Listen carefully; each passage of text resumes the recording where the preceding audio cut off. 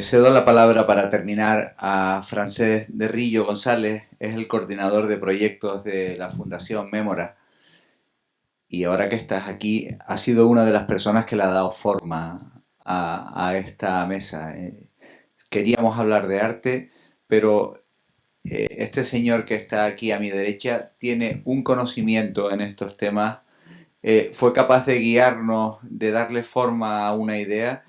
Y solo lo digo porque luego me aguantaron unos minutos para cerrar y hacer una especie de recopilatorio de lo que al menos yo he tomado notas a lo largo de toda la jornada, pero sí quiero poner en valor a la persona a la que le voy a dar el micrófono. Bueno, antes que nada, muchas gracias al Hospital de San Juan de Dios. Desde siempre que vamos trabajando todos estos años, siempre ha sido muy interesante la colaboración.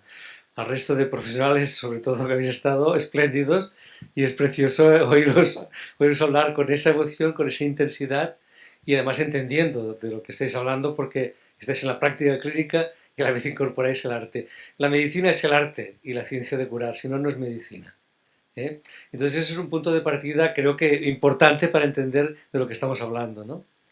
La experiencia sí que es un grado, ¿no? Y yo tengo ya unos ciertos años de experiencia a nivel hospitalario y os podría decir de cosas que he visto desde el ámbito del arte, no solo de la musicoterapia, que es posiblemente la parte no más fácil, pero sí la más cercana a todos y la que todos podemos entender más fácilmente. Todos somos músicos y músicas, si no, poca cosa seríamos, ¿no? Pero experiencias, por ejemplo, en el Hospital de Belviche, donde estuve en la dirección durante unos años, 5 años, tuvimos una compañía de danza francesa residente en el hospital durante 2 años trabajando con pacientes en rehabilitación y en neurología. Había unas coreógrafas que van cogiendo movimientos de los profesionales sanitarios y de los pacientes y había un violonchelista en rehabilitación con el violonchelo amenizando el acceso a rehabilitación. Había una pintora, el violonchelista era norteamericano, una pintora también de Dinamarca, o sea, era la ONU, vaya, teníamos ir reunida sin hacer mucho ruido y molestar. Al cabo de 2 años pudieron presentar la obra.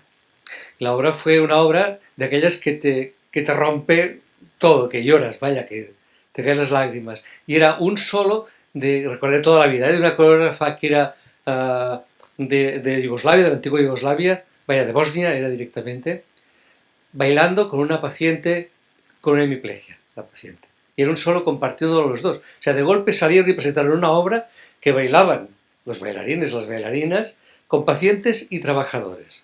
No sabíamos ninguno quién eran los bailarines, porque salieron todos, claro, aquello fue increíble. Desde esa experiencia que nos impactó a los trabajadores y que integró trabajadores, artistas, terapeutas, pacientes. Desde esa os podía decir, por ejemplo, en el mismo hospital de Belviche existe desde hace 25 años un área dedicada a exposiciones. Cada mes hay una nueva exposición de algún vecino del barrio, de algún paciente, de algún profesional sanitario, de fotografía, de pintura, etc. Hasta Forges, aquel caricaturista, expuso allí también. Quiero decir, de golpe hay uno que es uno muy interesante, tantos años. O, por ejemplo, en el Hospital del Mar hace 12 años que tenemos un trabajo intensivo de investigación junto con la Pompeu Fabra para dar bases claras de lo que es la musicoterapia, en este caso, ¿no?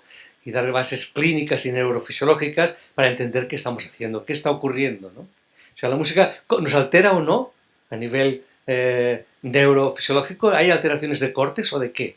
¿Qué pasa? ¿Qué ocurre? Y tenemos información interesantísima, está publicado en Música y Medicina, que es la internacional que reúne esa asociación a médicos, médicas y terapeutas y músicos, músicas.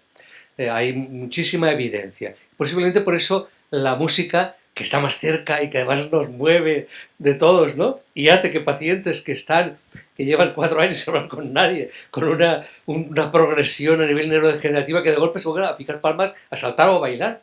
Recuerdo la visión de una bailarina de ballet que estaba en un proceso ya muy profundo de demencia, que de golpe se pone a bailar, se levanta, no se levantó porque no podía ponerse, se levantó y se puso a bailar ella, claro. Y estas cosas que son impresionantes y la música lo puede hacer, puede También, claro, el arteterapia, por eso hemos presentado Arteterapia Nadia, porque la música, hay una compañera vuestra de Tenerife, que es Carla Navarro, que es, para mí, es amiga además personal, uno de los grandes musicoterapeutas o musicoterapeutas que hay en Europa en este momento. Se dedica solo a la musicoterapia para niños, niñas oncológicos en fase terminal. Ella dice cuando se presenta siempre que lleva un coro de ángeles, que son todos esos niños que ha acompañado a morir, que eso es durísimo, que además igual está 3 o 5 años con un niño en ese proceso. Carla Navarro trabaja en el Hospital Miguel Servet de Zaragoza, ella.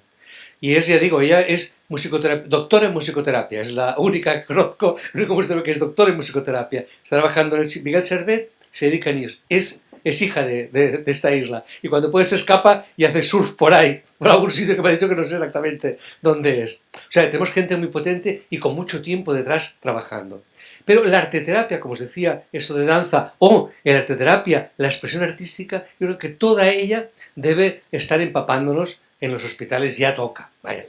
O sea, tenemos suficiente evidencia para empezar a pasar de la investigación a la acción. Y empezar a incorporar musicoterapeutas en los centros sanitarios. Empezar a incorporar arteterapeutas en los centros sanitarios como terapeutas, como otros terapeutas, ¿no?, que tenemos, igual una vez a la semana, igual como podamos. Nosotros ayudaremos en lo que podamos en todo eso porque para eso estamos, ¿no? Digo, yo creo que es suficiente, hay que seguir investigando y trabajando y recogiendo datos. Decía, compañeros, solo faltaba, porque además nos interesa, además nos gusta, nos apetece eso, tocar aquí y decir, sí, he conseguido que tantos pacientes tal. Perfecto, porque nuestra medicina se acerca a esa medicina comparativa, es clínica, pero debe ser también. Pero, sobre todo, debemos tener ese punto de cuidar. Y sí que ahí hablo de hospitales que cuidan. El hospital que cuida es un hospital que debe empezar por el autocuidado. Nos informa la OMS también, hace un año, de que en el 2030 faltarán 15 millones de profesionales sanitarios en el mundo. Y dice la OMS, contra todo lo que estábamos nosotros predicando, se autodiagnostique, se autotrate, se autocuide. Apréndase a autocuidarse, porque si no, o nos salvan las inteligencias artificiales o tenemos el problema en casa. Entonces el autocuidado es uno de los temas fundamentales que debemos practicar también y enseñar a nuestros pacientes y familias para avanzar por aquí. ¿Qué es lo mismo que cuidar el planeta? El autocuidado y cuidar el planeta están en la misma dimensión. Uno más cercanito, otro más extenso, ¿no? Digo, cuidar, hospital que cuida, porque el hospital evidentemente cuida a sus pacientes, pero a veces se olvida de cuidar a sus profesionales. Y el hospital que cuida es el que cuida a su paciente, que nos toca siempre, a sus profesionales, a su entorno y al planeta. Es un hospital que no contamina, es un hospital que no hace ruido, no hay contaminación acústica, que tiene esa sensibilidad en todos los aspectos.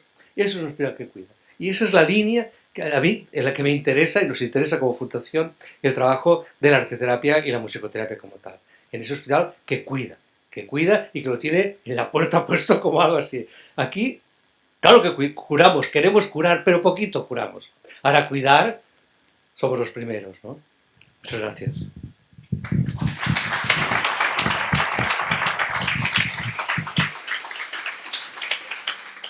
Muchas gracias. Hablábamos de utilizar la musicoterapia o simplemente la música. Lo comentábamos en los entornos de los hospitales, ¿no? El ruido disruptivo se puede transformar en sonido que dé un poquito de paz, un poco de tranquilidad, un poco de relax. Esto también ha salido en la mesa. Hablamos de capacidad de modificar los comportamientos, del arte como herramienta, como apoyo. La forma en la que estamos atendiendo a las personas en discapacidad ya no se trata en tratar, se trata en prestar apoyos que le permitan a las personas recuperar cosas que no tuvieron o tener mejor cosas que tienen parcialmente. Esto de prestar apoyos yo creo que nos lo tenemos que hacer mirar un poquito en el ámbito sanitario también, no solo en el ámbito de la discapacidad, porque a lo mejor prestando estos apoyos reducimos, como ha salido en la mesa también, evitar el dolor, evitar el sufrimiento, evitar la ansiedad. Hablamos de tratar a los familiares, a las personas al lado de las personas a las que atendemos, que muchas veces son unas grandes olvidadas de toda esta situación en la que nos movemos en los entornos sanitarios. Me parece también muy importante. se necesitan más estudios. Se necesitan más estudios para dar solidez y necesitamos estudiarnos los estudios. Porque a veces no es solo falta de estudios, sino de saber que están.